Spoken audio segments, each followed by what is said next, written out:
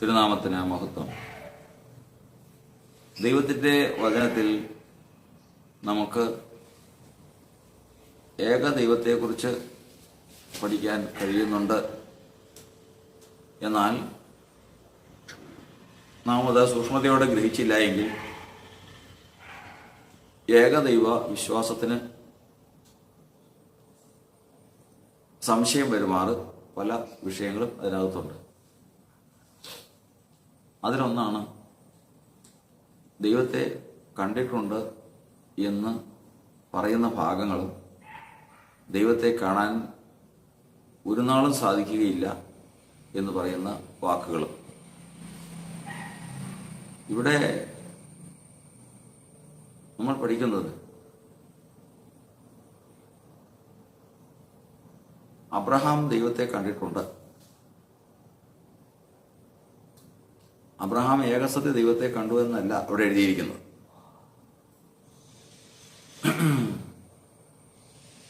അതുപോലെ തന്നെ ക്രിസ്തു യേശുവിൽ കൂടി ദൈവത്തെ കണ്ടിട്ടുള്ളവരുണ്ട്. അവിടെ നമുക്ക് ഗ്രഹിക്കാൻ കഴിയുന്നത് പ്രകാരമാണ്. ക്രിസ്തു യേശുവിൻ്റെ ജനനത്തെക്കുറിച്ച് ഫിലിപ്പിയ ലേഖനം 2-ാം അധ്യായത്തിൻ്റെ 5-ാം വാക്യത്തിൽ നമ്മൾ വായിക്കുന്നത്, ക്രിസ്തു യേശുവിലുള്ള ഭാവം തന്നെ നിങ്ങളിലും ഉണ്ടായിരിക്കട്ടെ. അവൻ ദൈവരൂപത്തിലിരിക്കെ ദൈവത്തോടുള്ള സമത്വം മുറുകെ പിടിച്ചുകൊള്ളണമെന്ന് വിചാരിക്കാതെ ദാസരൂപമെടുത്ത് മനുഷ്യ സാദൃശ്യത്തിലായി തന്നെത്താൻ ഒഴിച്ച് വേഷത്തിൽ മനുഷ്യനായി വിളങ്ങി തന്നെത്താൻ താഴ്ത്തി മരണത്തോളം ക്രൂശില മരണത്തോളം തന്നെ അനുസരണമുള്ളവനായി തീർന്നു. അവിടെ വചനത്തിൽ നമ്മൾ വായിച്ചു കേട്ടത്, യേശു ദൈവരൂപത്തിലിരിക്കെ ദൈവത്തോടുള്ള സമത്വം മുറുകെ പിടിച്ചുകൊള്ളണമെന്ന് വിചാരിക്കാതെ ദാസരൂപമെടുത്തു. യേശു ഇവിടെ വരുന്നതിന് മുമ്പ് യേശുവിനൊരു രൂപം ഉണ്ടായിരുന്നു എന്ന് നാം ഇവിടെ കാണുകയാണ്. ആ രൂപം എന്ന് പറയുന്നത് ദൈവത്തിൻ്റെ രൂപമായിരുന്നു. ആ രൂപത്തിൽ അവൻ ദൈവത്തോട് സമനായി. അതാരാണ്? ദൈവത്തോട് അവിടെ വിശേഷണങ്ങൾ എഴുതിയിരിക്കുന്നത് പ്രകാരമാണ്. അവൻ ദൈവത്തോട് സമനായിരുന്നു. അത് ദൈവത്തിൻ്റെ രൂപമായിരുന്നു. ആ രൂപത്തിലിരിക്കെ ദൈവത്തോട് സമത്വം മുറുകെ പിടിച്ചുകൊള്ളണം എന്ന് വിചാരിക്കാതെ ദാസരൂപം എടുത്തു. ഈ രൂപത്തെക്കുറിച്ച് നമുക്ക് ഗ്രഹിക്കാൻ കഴിയുന്നത് എങ്ങനെയാണ്? ഈ രൂപത്തെക്കുറിച്ച് നമ്മൾ ഗ്രഹിക്കണമെങ്കിൽ ആദ്യമേ തന്നെ മനുഷ്യനെ ദൈവം സൃഷ്ടിക്കുമ്പോൾ ഇപ്രകാരം പറഞ്ഞു, അനന്തരം യഹോവയായ ദൈവം നാം നമ്മുടെ സ്വരൂപത്തിലും സാദൃശ്യത്തിലും മനുഷ്യനെ സൃഷ്ടിക്കും. മനുഷ്യനെ സൃഷ്ടിച്ചത് ദൈവത്തിൻ്റെ സ്വരൂപത്തിലും സാദൃശ്യത്തിലുമാണ്. സ്വരൂപം ഏതാണ്? സാദൃശ്യം ഏതാണ്? ആദാമിന് സ്വരൂപവും സാദൃശ്യവും ഉണ്ടായിരുന്നു. അത് നമ്മൾ പഠിക്കും. പാപത്തിന് മുമ്പ് ആദാമിനെ സൃഷ്ടിച്ചപ്പോൾ ദൈവത്തിൻ്റെ സ്വരൂപവും സാദൃശ്യവും ഉണ്ടായിരുന്നു. അവിടെ വചനത്തിൽ റോമാലേഖനം എഴുതിയിരിക്കുന്നത് പ്രകാരമാണ്, വരുവാനുള്ളവൻ്റെ പ്രതിരൂപമായ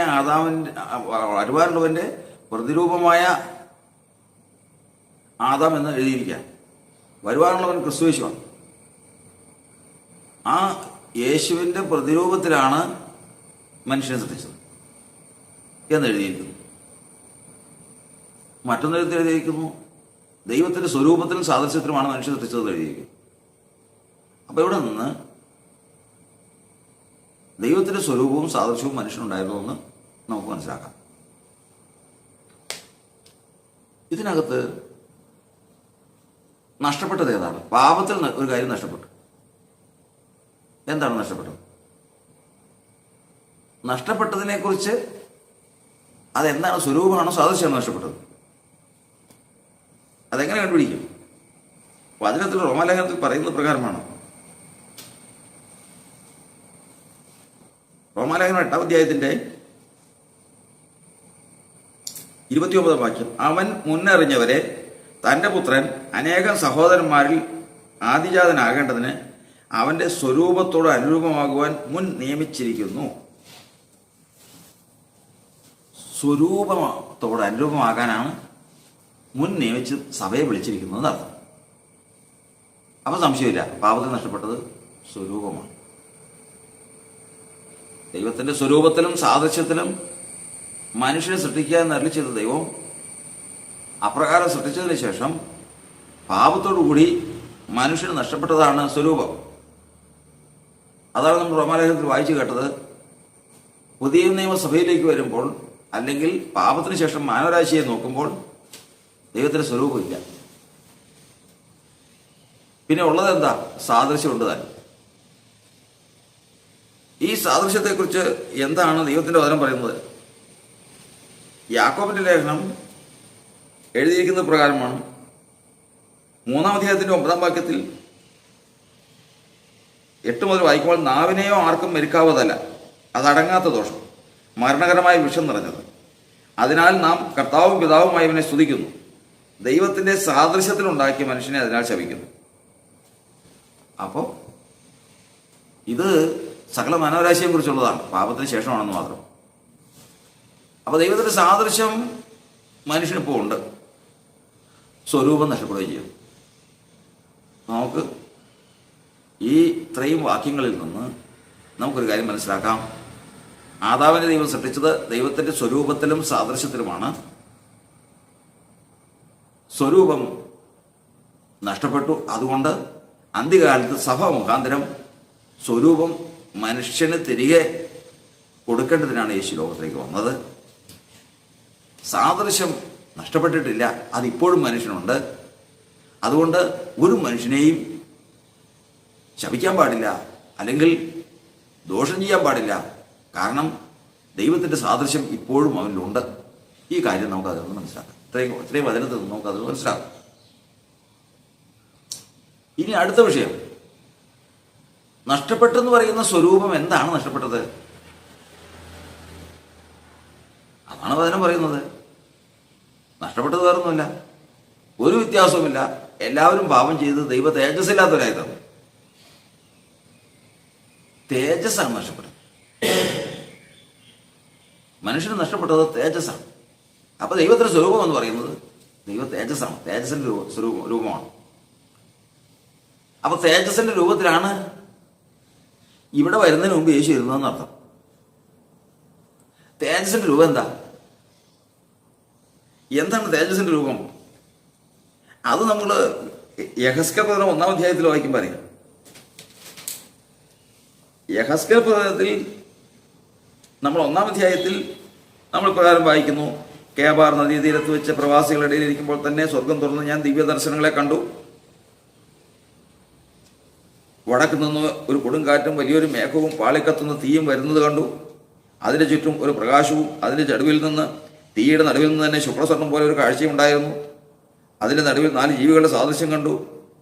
തുടർന്ന് എഴുതിയിരിക്കുകയാണ് അതിൻ്റെ 22-ാം വാക്യം, ജീവികളുടെ തലയ്ക്കുമീതെ ഭയങ്കരമായൊരു പളുങ്ക് പോലെയുള്ള ഒരു വിധാനത്തിൻ്റെ രൂപവും ഉണ്ടായിരുന്നു.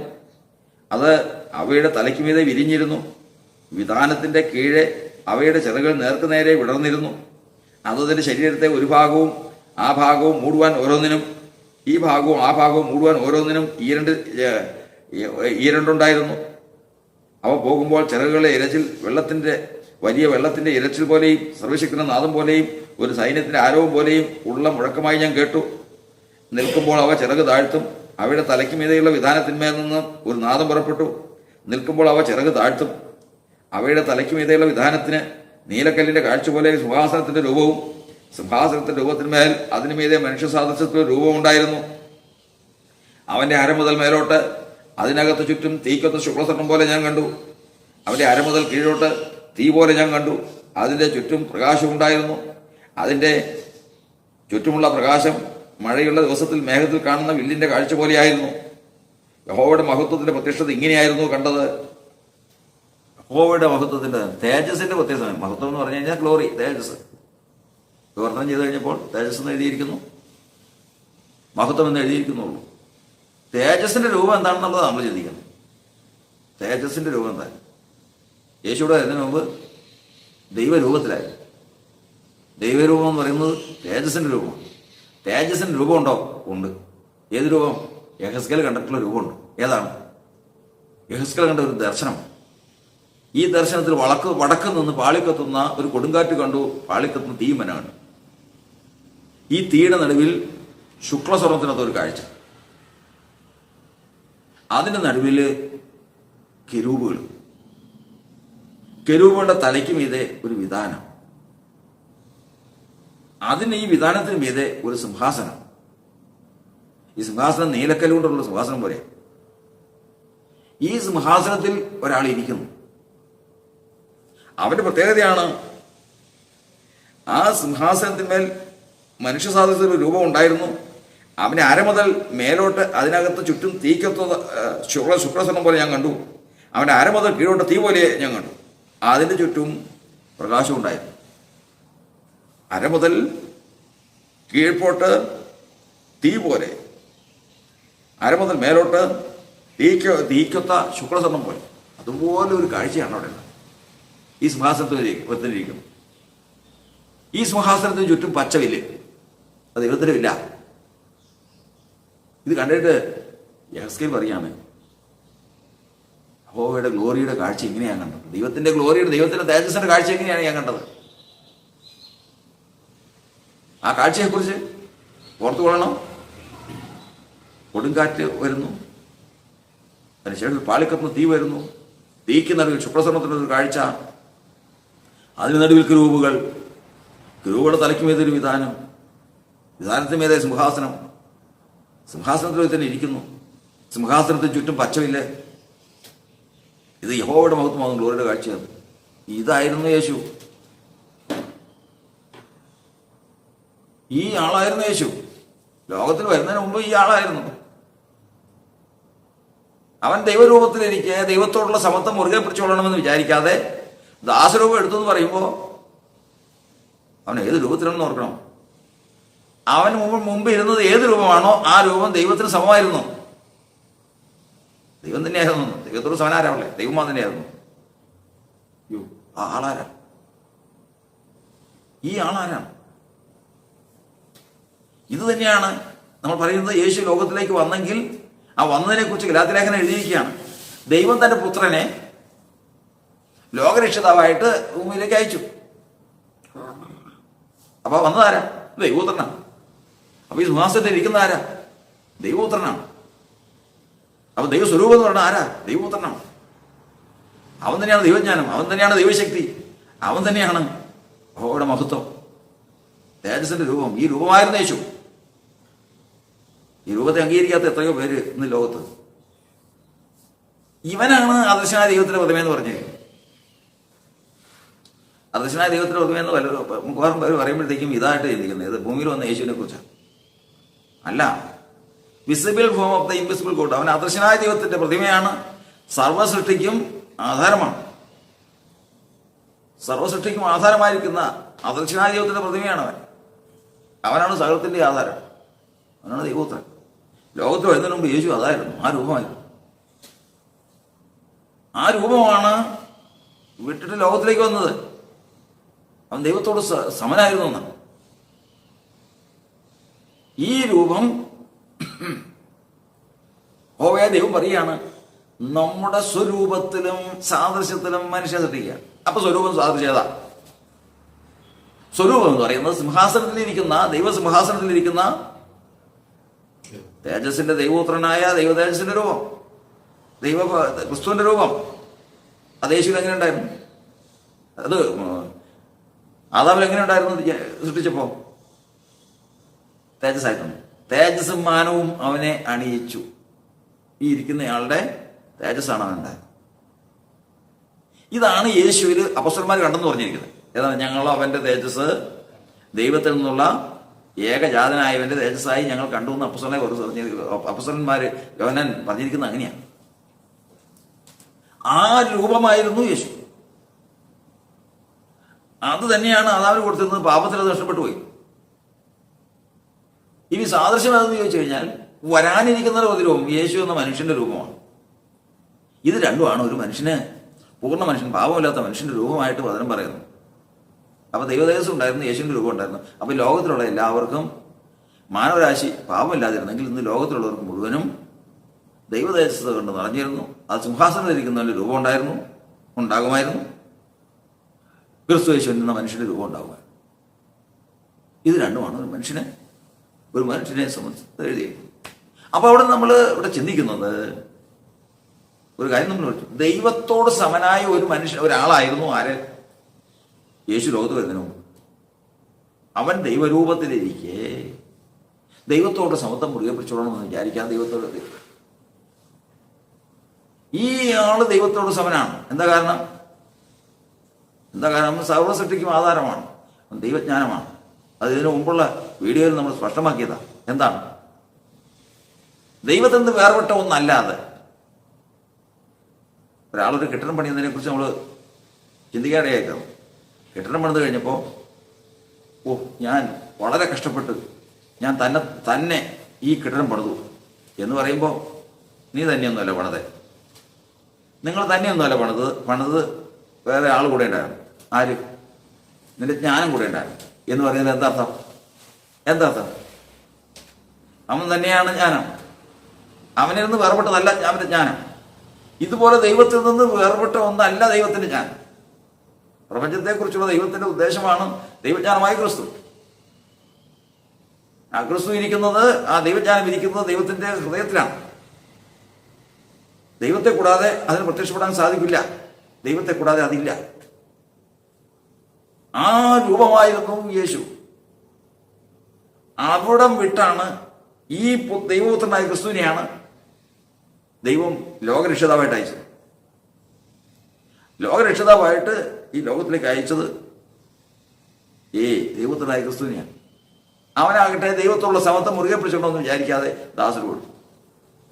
അപ്പോൾ അവിടെ നമ്മൾ പഠിക്കുന്നത്, നമ്മൾ ചിന്തിക്കുന്നത്, ദൈവത്തിന് രൂപമില്ല. ഈ പറഞ്ഞ പ്രപഞ്ചത്തെ സൃഷ്ടിക്കാൻ തീരുമാനമെടുത്ത ദൈവത്തിന് രൂപമില്ല. അവൻ അദൃശ്യനാണ്. അങ്ങനെ ഒരു പ്രാവശ്യം കൂടി പ്രപഞ്ചത്തെ സൃഷ്ടിയെ ഉളവാക്കാൻ ഒരുങ്ങുന്ന ദൈവത്തിന് രൂപമില്ല. അവനെ ആരും കണ്ടിട്ടില്ല, കാണാൻ കഴിയുകയുമില്ല. ആത്മീയ മണ്ഡലത്തിലോ ഭൗതിക മണ്ഡലത്തിലോ ഒരാൾക്കും കാണാൻ കഴിയുകയില്ല. ഇനി ഒരു പടി കൂടി യേശുക്രിസ്തുവിന് പോലും, നമ്മുടെ കർത്താവായ യേശുക്രിസ്തു പോലും കാണാൻ സാധിക്കില്ല. അത് അവൻ്റെ അറിവിൻ്റെയോ കഴിവിൻ്റെയോ പരിമിതിയല്ല. ഈ പറഞ്ഞ ആൾക്ക് കാണത്തക്കതായ ഒന്നുമില്ല, അറിയപ്പെടത്തക്കതായ ഒന്നുമില്ല. പിന്നെ എങ്ങനെ കാണണേ? പിന്നെ എങ്ങനെ അറിയണേ? അത് വീണ്ടും നമ്മൾ ഉറപ്പിക്കുകയാണ്, അവനെ കാണാൻ സാധിക്കുകയില്ല. അവൻ സകലത്തിനും കാരണബോധനാണ്. അവൻ്റെ ചിന്തയും തീരുമാനവും ജ്ഞാനവുമാണ് പ്രപഞ്ചത്തെക്കുറിച്ച്. ആ ചിന്തയെ കാണാം, ജ്ഞാനത്തെ കാണാം, ആ തീരുമാനത്തെ കാണാം. ആ ജ്ഞാനമാണ്, ആ ചിന്തയാണ്, ആ തീരുമാനമാണ് ദൈവരൂപമായ ക്രിസ്തു. ദൈവസ്വരൂപമായ ക്രിസ്തു എന്ന് പറയുന്നത് ആ രൂപമാണ്. അല്ലാതെ ഈ കാരണം സകലത്തിനും ആധാരമായിരിക്കുന്ന ഒരു ദൈവത്തിന് രൂപമില്ല. അതാണ് കർത്താവിന്റെ വചന എബ്രായ ലേഖനം 1:2 പറയുന്നത്, സകലത്തിനും ലാക്കും സകലത്തിനും കാരണബോധനുമായവൻ അനേകം പുത്രന്മാരെ തേജസ്സിലേക്ക് നടത്തുമ്പോൾ അവരുടെ രക്ഷാനായകനെ കഷ്ടാനുഭവങ്ങളാൽ തികഞ്ഞവനാക്കുന്നത് യുക്തമായിരുന്നു. അവനെ കാണുക സാധ്യമല്ല, കാരണം അവൻ കാരണഭൂതനാണ്. അവൻ്റെ അന്തസ്സത്ത എന്ന് പറയുന്നത് കാരണമാണ്. അവനിൽ കാര്യമില്ല, കാണത്തക്കതായ ഒന്നും അവനില്ല. നമ്മൾ ആദ്യം പറഞ്ഞതുപോലെ യേശു പോലും അവനെ കണ്ടിട്ടുണ്ടോ എന്ന് ചോദിച്ചു കഴിഞ്ഞാൽ ഇല്ലെന്ന് തന്നെ അർത്ഥം. പക്ഷെ ഒരു സ്ഥലത്ത് പറയുന്നുണ്ട്, എന്താ, പിതാവിനെ ആരും കണ്ടിട്ടുണ്ട് എന്നല്ല ഞാൻ പറയുന്നത്. പിന്നെയോ സ്വർഗ്ഗത്തിൽ നിന്ന് ഇറങ്ങി വന്നവനായ ദൈവപുത്രനല്ലാതെ ആരും പിതാവിനെ കണ്ടിട്ടില്ല, അത് പറഞ്ഞിട്ടുണ്ട്. പക്ഷെ കാരണബോധനെ കണ്ടെന്ന് പറഞ്ഞിട്ടുണ്ട്. കാരണബോധനിൽ കാണത്തക്കതായ ഒന്നുമില്ലെന്ന് അർത്ഥം. അപ്പൊ ഇവിടെ നിന്ന് നമ്മൾ ഗ്രഹിക്കുന്നത് അവൻ കാരണബോധനാണ്. ഈ കാരണബോധനെ കാണുക സാധ്യമല്ല, കാരണബോധന്റെ തീരുമാനത്തെ കാണുകയും ചെയ്യാം. കാരണഭൂതനെ കാണുക സാധ്യമല്ല. കാരണഭൂതന്റെ നിരൂപണത്തെയും തീരുമാനത്തെയും ജ്ഞാനത്തെയും കാണാം. അങ്ങനെ കാണുന്നതാണ് അവന്റെ തീരുമാനവും ജ്ഞാനവും അവന്റെ ചിന്തയുമാണ് ക്രിസ്തു. അതാണ് ദൈവസ്വരൂപം, അതാണ് ദൈവ തേജസ്. ഈ രൂപത്തെയാണ് യെഹെസ്കേൽ കണ്ടത്. യേശു ഇവിടെ വരുന്നതിന് മുമ്പ് ആ രൂപമായിരുന്നു. അവനാണ് visible form of the invisible God. അദൃശ്യനായ ദൈവത്തിന്റെ ദൃശ്യരൂപം. അത് അദൃശ്യനായ ദൈവത്തിന്റെ പ്രതിമയാണ്. ഇംഗ്ലീഷ് സോഷ്യലിൽ പ്രത്യേകിച്ച് എഴുതിയിട്ടുണ്ട് visible form of the invisible God. അദൃശ്യനായ ദൈവത്തിന്റെ ദൃശ്യരൂപം ഈ രൂപത്തിലിരുന്നവനാണ്. അപ്പോ ആദാമിനെ സൃഷ്ടിച്ചപ്പോ നാം നമ്മുടെ സ്വരൂപത്തിലും സാദൃശ്യത്തിലും മനുഷ്യനുണ്ടാക്കുക എന്ന് പറഞ്ഞാൽ, സാദൃശ്യം എന്ന് പറഞ്ഞു കഴിഞ്ഞാൽ വരാനിരിക്കുന്ന യേശു, ജനിക്കാനിരിക്കുന്ന യേശു. സ്വരൂപം എന്ന് പറയുന്നത് സിംഹാസനത്തിലിരിക്കുന്ന ദൈവജ്ഞാനമായ ക്രിസ്തു. ഇത് രണ്ടിന്റെയും കൂടി സംയോജിത രൂപമാണ് ആദാം, പാപമില്ലാത്ത ആദാം. ഇത് രണ്ടും എങ്ങനെ നിന്നു? മനുഷ്യരൂപം എന്ന് പറയുന്നത് വരാനിരിക്കുന്ന യേശുവിന്റെ രൂപം മനുഷ്യരൂപമായിട്ട്. സാദൃശ്യം സ്വരൂപം എങ്ങനെ നിന്നു? സ്വരൂപം എന്ന് പറയുന്നത് ഇവനിൽ തേജസ്സായിട്ട്. ഈ തേജസ്സാണ് യോഹന്നാൻ കണ്ടെന്ന് പറയുന്നത്. എന്താണ്? ഞങ്ങൾ അവന്റെ തേജസ് ദൈവത്തിൽ നിന്നുള്ള ഏകജാതനായ തേജസ്സായി കണ്ടു. അപ്പൊ ഇങ്ങനെ ഇരിക്കുമ്പോൾ, ഇങ്ങനെയുള്ള അവസ്ഥയിലാണ് യേശു ദൈവത്തോടുള്ള സമത്വം മുറുകെ പിടിച്ചോളണമെന്ന് വിചാരിക്കാതെ ദാസരൂപപ്പെടുത്തും. വാക്യത്തിൽ എഴുതിയിരിക്കുന്നതനുസരിച്ച് ദൈവരൂപം എന്നത് യേശുവിന് മുൻപുണ്ടായിരുന്ന രൂപമാണ്. അത് ദൈവത്തോട് സമമാണ്. അതുകൊണ്ട് തന്നെ അത് ദൈവം തന്നെയാണ്. എന്നാ വിഷയം? അത് ദൈവം തന്നെയാണ്. അത് കഴിഞ്ഞതിന് ശേഷം ആ സമത്വം മുറുകെ പിടിച്ചോളണമെന്ന് വിചാരിക്കാതെ ദാസരൂപം. ഈ ദാസരൂപം ആണ് അവനെടുത്ത മനുഷ്യ സാദൃശ്യം. അപ്പൊ അതിൽ നിന്ന് നമ്മൾ മനസ്സിലാക്കിയത്, ആദാം ഈ രണ്ട് രൂപം ഉണ്ടായിരുന്നെങ്കിലും ആദാമിന് ഇതിൽ ഒരെണ്ണം നഷ്ടപ്പെട്ടത് ഏതാ? ദൈവസ്വരൂപം മാത്രമേ നഷ്ടപ്പെട്ടുള്ളൂ, സാദൃശ്യം നഷ്ടപ്പെട്ടിട്ടില്ല. അതിന്റെ വചനം നമ്മൾ പഠിച്ചു. യാക്കോബ് ലേഖനം 3-ാം അധ്യായത്തിൽ നമ്മൾ വായിച്ചു. ഇന്നും സാദൃശ്യം നിലനിൽക്കുന്നു, സ്വരൂപം നഷ്ടപ്പെട്ടു പോയത്. തെളിവ് റോമാലേഖനത്തിൽ പഠിച്ചു. ദൈവം മുൻകണ്ടിട്ടുള്ള ജനത്തിന് തന്റെ സ്വരൂപത്തോട് അനുരൂപമാകാൻ അവരെ മുൻ നിയമിച്ചിരിക്കുക. അപ്പൊ മാനവരാശിക്ക് നഷ്ടപ്പെട്ടു പോയ സ്വരൂപം തിരികെ തരാനാണ് യേശു വന്നതെന്നർത്ഥം. ഇങ്ങനെ ഈ ലോകത്തിലേക്ക് കർത്താവായ യേശു വന്നപ്പോ അവിടെ നമ്മൾ പഠിക്കുന്നത്, കാരണഭൂതനായ ദൈവമാണ്. അവനോട് സമനായ ഒരുവനുണ്ട്, അത് അവന്റെ ജ്ഞാനമായ ക്രിസ്തുവാണ്. മൂന്നാമത്, ഈ സ്വരൂപത്തിലിരുന്ന് ദൈവത്തോട് സമത്വം മുറുകെ പിടിച്ചോണമെന്ന് വിചാരിക്കാതെ ദാസരൂപമെടുത്ത് മനുഷ്യന്റെ വേഷം ധരിച്ച ദൈവോത്തരമുണ്ട്. അവനെയും ദൈവം എന്ന് വിളിച്ചിട്ടുണ്ട്. ഇത് മൂന്നും നമുക്ക് ദൈവമെന്ന് വിളിക്കുവാൻ തക്കവണ്ണം കർത്താവിന്റെ വചനമനുസരിച്ച് അനുവദിച്ചിട്ടുള്ളതാണ്. ആരെയൊക്കെ? കാരണഭൂതനെ ദൈവം എന്ന് വിളിക്കാം, കാരണഭൂതന്റെ ജ്ഞാനത്തെ ദൈവം എന്ന് വിളിക്കാം, കാരണഭൂതന്റെ ജ്ഞാനമാകുന്ന ദൈവോത്തരൻ ലോകത്തിലേക്ക് മനുഷ്യവേഷത്തിൽ വന്ന അവനെയും നമുക്ക് ദൈവമെന്ന് വിളിക്കാം. നമ്മൾ പഠിക്കുന്നത് പോലെ നമ്മൾ നമ്മുടെ ജീവിതത്തിലെ ഒരു ദൃഷ്ടാന്തം എടുക്കുമ്പോൾ, ഒരു മനുഷ്യൻ ആ മനുഷ്യൻ ഒരു മിലിറ്ററിയിൽ പോയി ചേർന്നു. അവൻ അവിടെ പട്ടാള വേഷവും പട്ടാളത്തിൻ്റെ തൊപ്പിയും എല്ലാം ധരിച്ചു. അതോടുകൂടി കാണുന്നവർക്ക് വേഷം മാത്രമേ കാണാവൂ. അകലെ നോക്കിക്കഴിഞ്ഞാൽ പട്ടാളക്കാരെല്ലാം ഒരുപോലെ, പട്ടാളക്കാരെല്ലാം ഒരേ യൂണിഫോമിൽ നിൽക്കുന്നു, ഒരുപോലെ. മനുഷ്യനൊന്ന്, വേഷം പലത്. കാരണഭൂതനായ ദൈവം തന്നെ ആത്മീക മണ്ഡലത്തിൽ പ്രത്യക്ഷപ്പെടാൻ, മനുഷ്യർക്ക് പ്രത്യക്ഷപ്പെടാൻ, ആർക്ക് പ്രത്യക്ഷപ്പെടാൻ? മനുഷ്യർക്കും. കാരണഭൂതൻ അബ്രഹാമിനോട് സംസാരിക്കണമെങ്കിൽ എങ്ങനെ വന്നു? അബ്രഹാമിൻ്റെ അടുക്കൽ കാരണഭൂതനായ ദൈവം എങ്ങനെ വന്നു? അതിന് കർത്താവിന്റെ വചനം പറയുന്നത് ഇപ്രകാരമാണ്. അപ്പോസ്തലപ്രവൃത്തിയുടെ പുസ്തകം 7-ാം അധ്യായത്തിന്റെ 2-ാം വാക്യത്തിൽ എഴുതിയിരിക്കുന്നത്, നമ്മുടെ പിതാവായ അബ്രഹാം ഹാരാനിൽ വന്ന് പാർക്കും മുൻപേ മെസൊപ്പൊത്താമ്യയിൽ ഇരിക്കുമ്പോൾ തന്നെ തേജോമയനായ ദൈവം അവന് പ്രത്യക്ഷനായി. അദൃശ്യനായ ഒരു ദൈവം പ്രത്യക്ഷമായതിനെ കുറിച്ച് പറയുക, തേജോമയനായിട്ടാണ് പ്രത്യക്ഷനായത്. അപ്പൊ അവിടെ അബ്രഹാം ദൈവത്തെ കണ്ടു. ദൈവത്തെ കണ്ടു എന്ന് പറഞ്ഞത് ആരെയാ? കണ്ടതാരെയാ? തേജസ്സിനെയാണ്. തേജസ് ആരാ? ദൈവം തന്നെയാണ്. ദൈവം തന്നെയാണ്. യഹസ്കേൽ കണ്ട ആ കാഴ്ചയിൽ തന്നെയാണ് കണ്ടതെന്നാ പറഞ്ഞതിന് അർത്ഥമുള്ളൂ.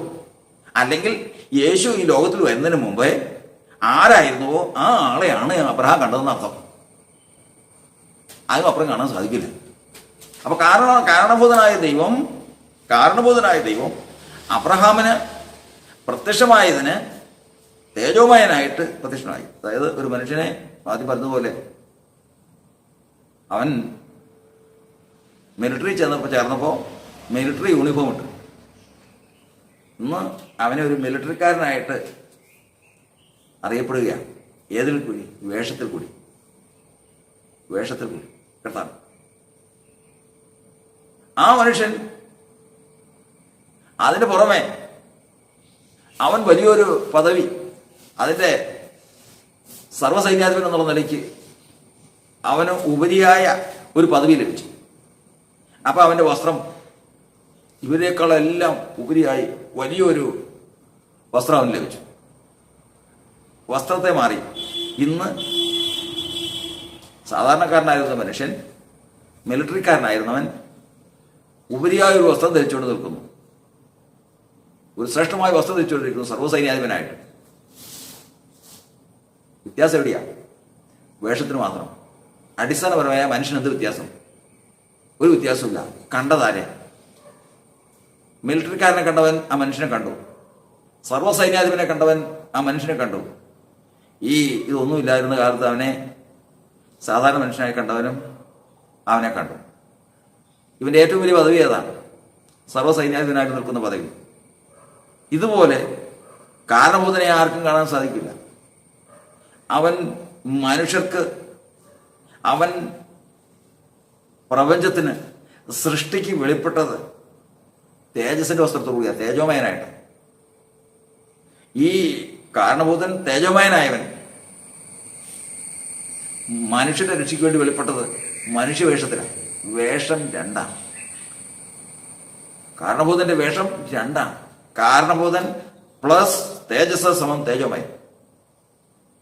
കാരണഭൂതൻ പ്ലസ് തേജസ് പ്ലസ് മനുഷ്യവേഷം സമം യേശു. ഏത് പൂർണ്ണത! ഇതിൽ ദൈവമെന്ന് ധൈര്യമായിട്ട് വിളിക്കാൻ അപൂർണത ഒട്ടുമില്ലാതെ ഒരു വിശ്വാസികൾ, സാധാരണ മനുഷ്യന് ദൈവമെന്ന് ധൈര്യത്തോടെ വിളിച്ചപേക്ഷിപ്പാൻ നമുക്ക് പ്രാഗൽഭ്യമുള്ള സ്ഥാനം ഏതാ? കാരണഭൂതനോ, ദൈവപുത്രനോ, യേശുവോ? യേശുവിൽ ഇതെല്ലാം അടങ്ങിയിരിക്കുന്നു. സകല വേഷവും കാരണഭൂതനവും യേശുവിൽ അടങ്ങിയിരിക്കുന്നു. അവനെ സത്യദൈവമെന്നും നിത്യജീവനെന്നും നാം ധൈര്യമായിട്ട് വിളിക്കുന്നു. അതുകൊണ്ട് ഇന്ന് അവന്റെ സ്വരൂപത്തോട് അനുരൂപമാകാൻ തിരഞ്ഞെടുക്കപ്പെട്ടിരിക്കുന്ന ദൈവത്തിന്റെ സഭ നാളെ സിംഹാസനത്തിൽ ഇരിക്കുമ്പോൾ, നാളെ ദൈവത്തിന്റെ സിംഹാസനത്തിൽ ക്രിസ്തുയേശുവിലൂടെ ഇരിക്കുമെന്ന വാഗ്ദത്തം. ആ ക്രിസ്തുയേശുവിലൂടെ അവന്റെ സിംഹാസനത്തിൽ ഇരിക്കുമ്പോൾ ഈ പറഞ്ഞതൊക്കെ ദൈവസഭയ്ക്ക് ഉണ്ടാവും. ഏതൊക്കെ? അവർക്ക് ആദാമിനെ സൃഷ്ടിച്ചപ്പോൾ ദൈവത്തിന്റെ സ്വരൂപത്തിലും സാദൃശ്യത്തിലും സൃഷ്ടിച്ചതുപോലെ സ്വരൂപം ലഭിക്കുന്നു, സാദൃശ്യം ലഭിക്കുന്നു. കർത്താവിനോടുകൂടെ പിതാവായ ദൈവത്തിന്റെ സിംഹാസനത്തിൽ ഇരിക്കുന്നു. കർത്താവിന് സ്തോത്രം. ദൈവം ഒരുവൻ, ഏകനേ ഉള്ളൂ, അവനല്ലാതെ മറ്റൊരുത്തനുമില്ല. ആ സത്യദൈവത്തെ പ്രാപിപ്പാൻ കർത്താവ് വിളിച്ചെങ്കിൽ അവന്റെ സ്വരൂപത്തോടും സാദൃശ്യത്തോടും അനുരൂപമായി ആ മഹത്താറുള്ള പദവിയെ പ്രാപിപ്പാൻ ദൈവത്തിന്റെ പരിശുദ്ധാത്മാവ് നമ്മെ സഹായിക്കുമാറാകട്ടെ.